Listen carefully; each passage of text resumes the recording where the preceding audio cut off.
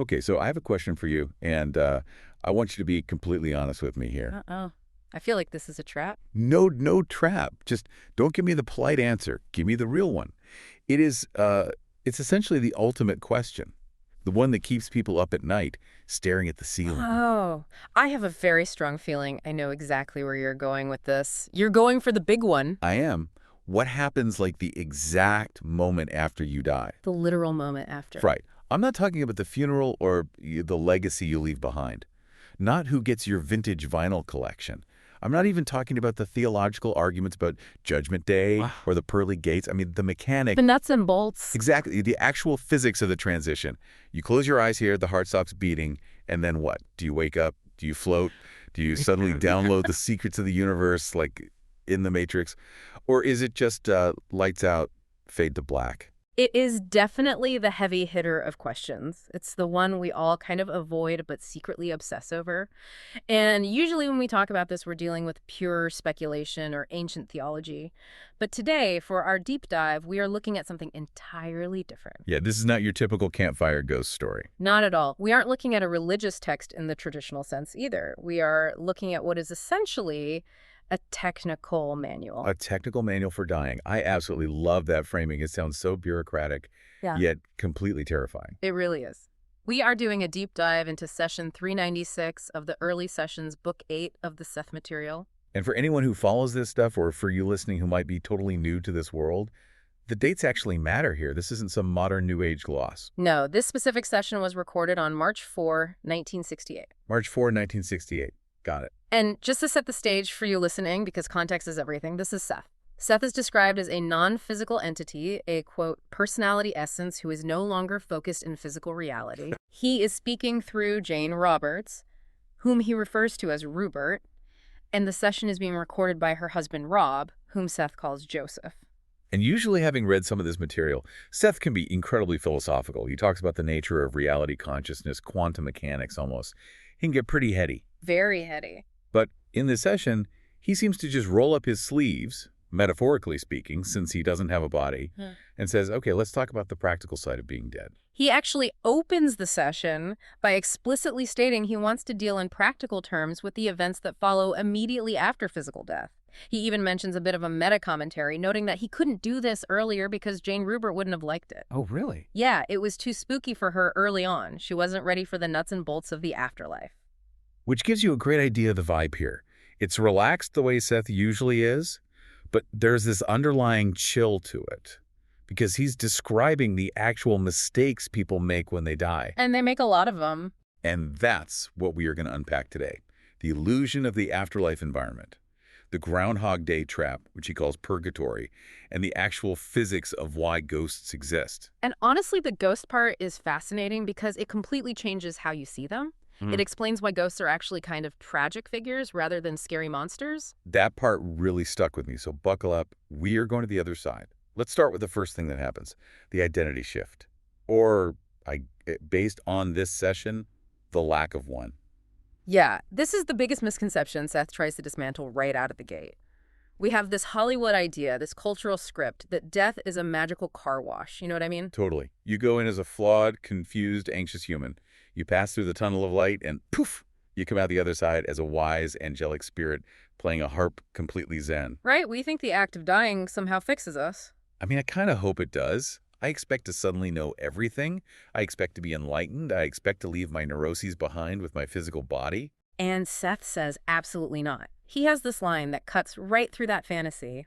He says, I'll quote it directly, "You do not suddenly become a spirit. You are one." You do not suddenly become a spirit. You are one. That is so simple, but it's kind of mind-blowing when you really apply it. It removes the separation completely. He's telling Rob and Jane and us that you don't get a new identity. You don't get a new set of personality traits just because your heart stopped. You are exactly who you are right now, just without the physical, biological apparatus. So let me get this straight. If I'm anxious and obsessive about small details right now, You're going to be an anxious, obsessive spirit. that's not the comfort I was looking for. That's actually terrifying. I know, but look at it from the other side. It's empowering, too. He uses this concept of focus. He says that physical death is simply stepping out of the intense focus upon one self-constructed plane. Stepping out of focus. That sounds less like dying and more like just looking up from a book. Think of it like watching a movie in a theater. You know that feeling when the movie is really, really good? Yeah. You get completely sucked in. You are so engrossed in the film, the characters, the drama, that you forget you're sitting in a chair. You forget the sticky floor. You forget the street outside. You forget you have a life outside the theater. You're really in the zone. Exactly. Physical life is the movie. Death is just the lights coming up. You stand up. You didn't become a different person just because the movie ended. You just stopped focusing so hard on the screen. You remember, oh, right, I'm actually this larger person. Right. He says you are released into a wider spectrum of activity. Precisely. And this is why he emphasizes training. This is a massive theme in the Seth Material. He tells Rob that if you learn to know yourself as you are now, not as you seem to be, but your real inner self, then you are already familiar with the part of you that survives death.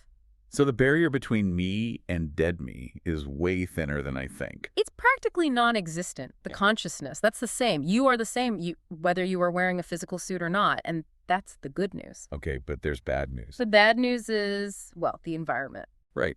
This is where we get into the geography of the afterlife. Or, as Seth puts it, the complete lack of geography. Because I think we all have this map in our heads.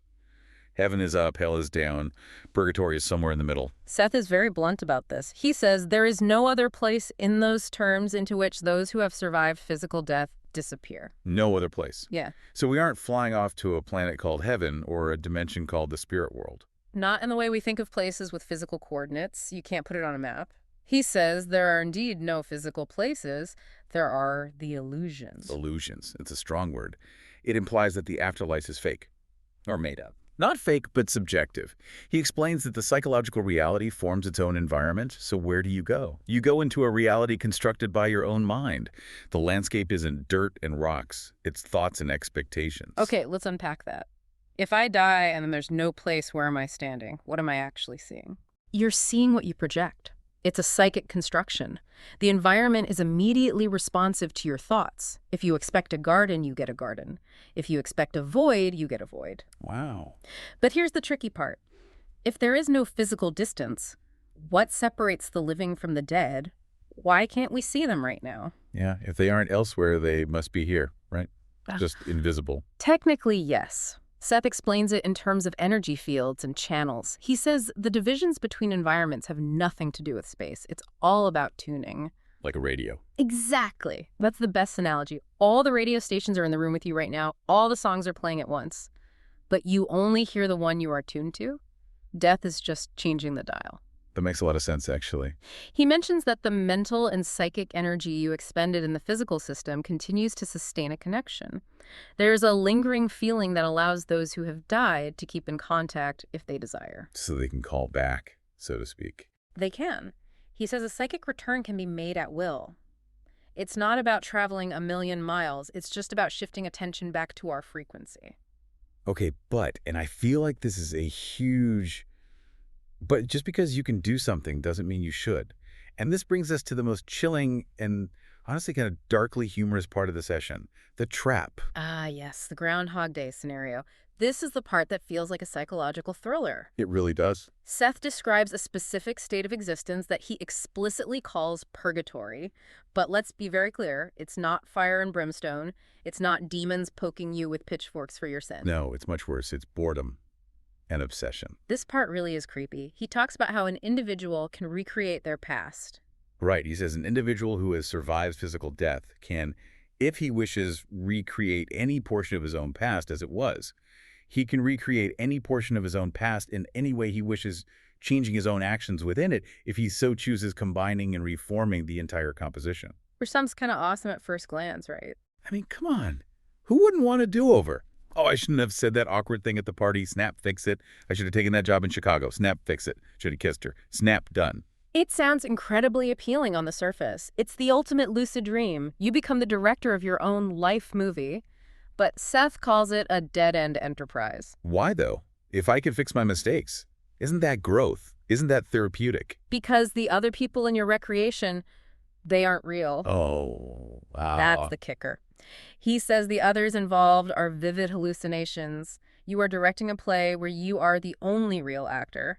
Everyone else is a puppet created by your memory. And it is lonely. That is profoundly, deeply lonely. It's pure solipsism. It's a hall of mirrors. Mm. Seth uses this beautiful but tragic analogy. He says it is as if an artist finished a painting and instead of going to a new one, he does countless variations of the original without realizing what he is doing. You're just editing the old tape. You aren't creating anything new. You aren't growing. You're just stuck in the editing room. And the worst part is the person doing this usually doesn't even realize it. They think they are really interacting with these people. They think they are fixing their life, but it's a closed loop. And he mentions that sometimes it's not just one person, right? Like people can get stuck together. Yeah, this gets incredibly complicated. He says sometimes 2 or 3 personalities, people who maybe died together or had a shared obsession, can join partners in this endeavor. A shared hallucination. Exactly. Imagine a couple who spent their whole lives arguing about the exact same thing. They die, and they just keep having the argument, constructing a fake house to have it in. Seth notes that this makes the situation, quote, more difficult to untangle, because now you have reinforcement. You're both validating this fake reality for each other. So when people talk about purgatory in historical legends, Seth explicitly links this to that concept. He says legends refer to this between plane existence as purgatory. But notice the key difference. It's not a punishment from God. Nobody locked you in there. you locked yourself in. You locked yourself in with your own regrets. You are unreachable by those in the living system, or even by guides on the other side, because you are so obsessed with your own past, you literally can't see anything else. That is terrifying. It's like being in a VR headset that you refuse to take off, playing a game of your own life over and over, trying to get a high score on a level that doesn't exist anymore. And trying to win a game that's already over, it is a state of deep, deep hypnosis. So if that's purgatory, what is a ghost? Because I always thought ghosts were the ones stuck in purgatory. It's closely related, but Seth makes a crucial distinction. The ghost or apparition we see in our physical world is a specific type of glitch in this system. A glitch. I like that word. Makes it sound technical again. It is entirely technical. It's a glitch caused by high voltage emotion. Seth breaks down the physics of it.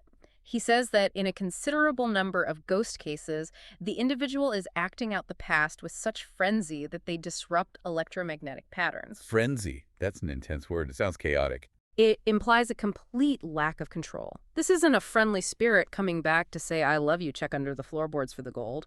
This is someone who is blindingly obsessed. Seth mentions unfulfilled wishes, a desire for revenge, or a desperate need for fame. He talks about the counterfeit environment, right? Yes. He gives the example of someone who struggled to achieve fame in life and just didn't make it, maybe an actor who never got the part. After death, they might hallucinate a reality where they actually are famous. They create hallucinated fans, hallucinated applause, a hallucinated stage. But sometimes that energy spills over into our world. Exactly. The emotional output is so strong, it basically breaks the sound barrier between realities. He says, quote, he is acting out the past so vividly and with such a frenzy that electromagnetic patterns are momentarily disrupted. He breaks through into current physical reality. So when we see a ghost, we are seeing a momentary breakthrough of their energy into our world, like a radio signal bleeding into another channel. Yes, perfectly said. But here is the catch, and this is the part that actually makes you feel really sorry for them. They are not free. Seth says the ghost is, quote, imprisoned by his own overpowering and blind purposes. So they don't even know they're haunting us. No, not usually. They are, quote, out of context. They don't realize their condition. They don't experience time like we do at all.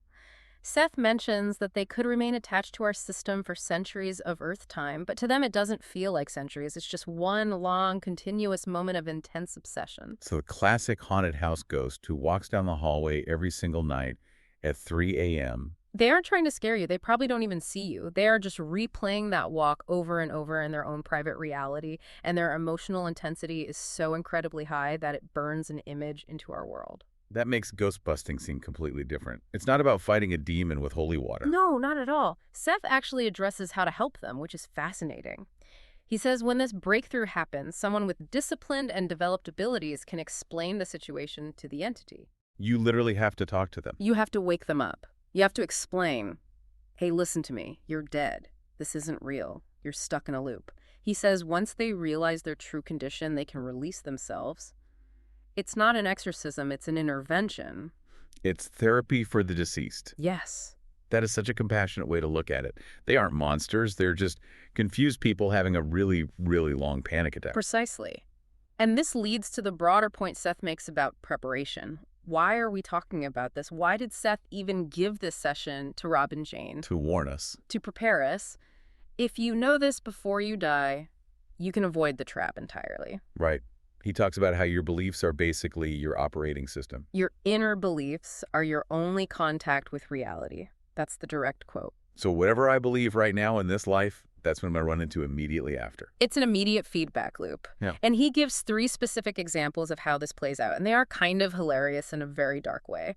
First, the atheist. Okay, the person who believes death is the absolute end. Yeah. Lights out, nothingness. Seth says if you believe death is a complete end, you experience a quite unnecessary period of unconsciousness. You get exactly the nothingness you asked for. You basically knock yourself out. You're still there, you still exist, but you're in a coma of your own making because you flat out refuse to perceive anything.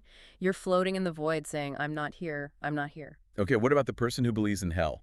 Fire, brimstone, eternal judgment. This one is just sad. He says believing in a physical hell can cause quite unnecessary psychological torment with hallucinated images. You literally torture yourself. You create the demons. You create the fire. Because you expect it. Because you think you deserve it, or simply because you deeply believe that's what comes next. The system responds and says, oh, you want fire? Here's fire. And the third scenario, the traditional heaven, the pearly gates and the angels. He says believing in the stereotyped idea of heaven can cause no harm, but a delay in facing up to new responsibilities. A delay. That's funny. You're sitting on a cloud, you're waiting for God to show up, you're waiting for your harp lesson, and nothing is happening. It's a pleasant hallucination, sure, but it's still stagnation. You aren't learning, you aren't growing. You're just waiting in a really nice lobby for a meeting that never, ever starts. So the solution is just knowing. Just being aware of how the mechanics work. Awareness is everything. Seth says reading materials like this, understanding that reality is mental, that you create, it equips you to skip the hallucinations entirely. You can look around and say, okay, I don't need to create a fake body. I don't need to create a fake house. I don't need to punish myself. What's next? And who helps us figure out what's next? Because I think most people hope grandma will be there, or their childhood dog, Yeah. or their spouse. This is a really fascinating part. Seth talks about the greeting committee, but he throws a curveball that challenges all our standard ideas about relationships. He says it's not necessarily your immediate family waiting for you. Why not? I mean, I love my family. Usually. It depends entirely on rapport, true rapport. Seth says those who have known you and with whom you have had true rapport will help you. But surely I have rapport with my family. Maybe, maybe not. Think about it. Sometimes we are born into families where we don't actually connect on a soul level. We just coexist out of biological obligation. Seth points out that more rapport may have existed between you and a forgotten friend or someone from a past life than with the people you were obligated to live with on Earth. Oh, wow.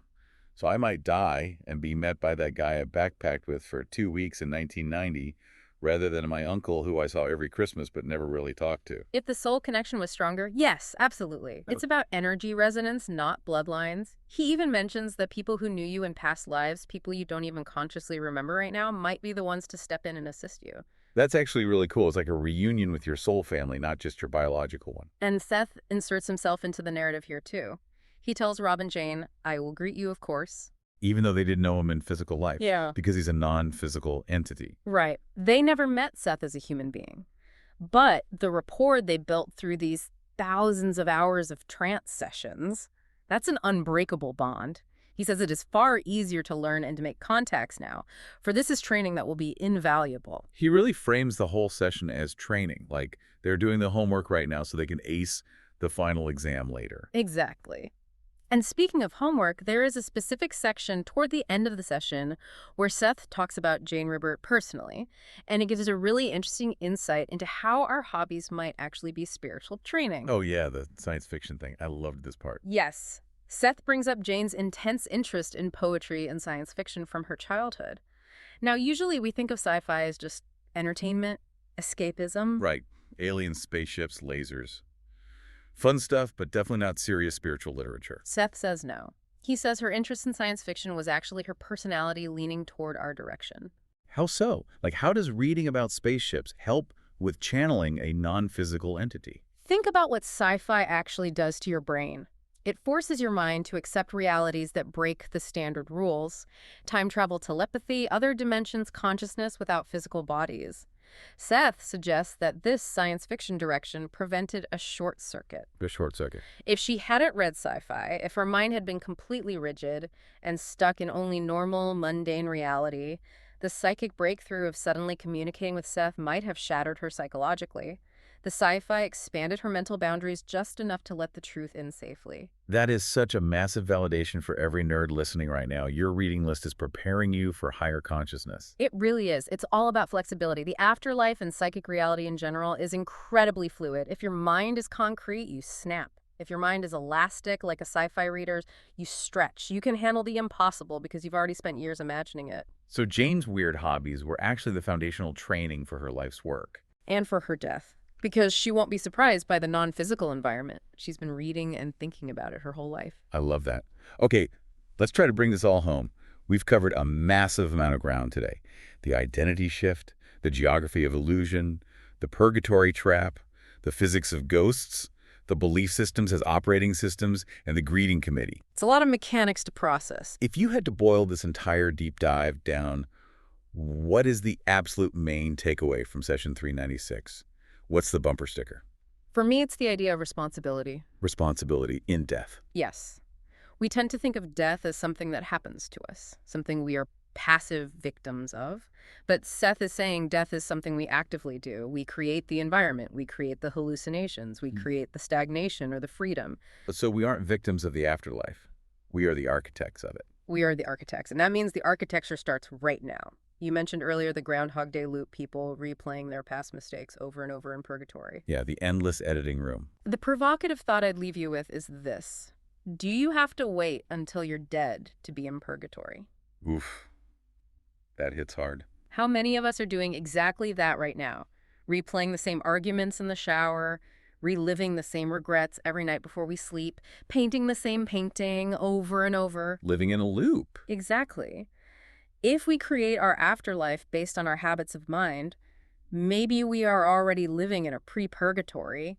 And maybe, just maybe, if we understand what Seth is saying, we can snap out of it before we die. That is deeply haunting, but in a really good way. It's a wake-up call to stop looping. A very practical one.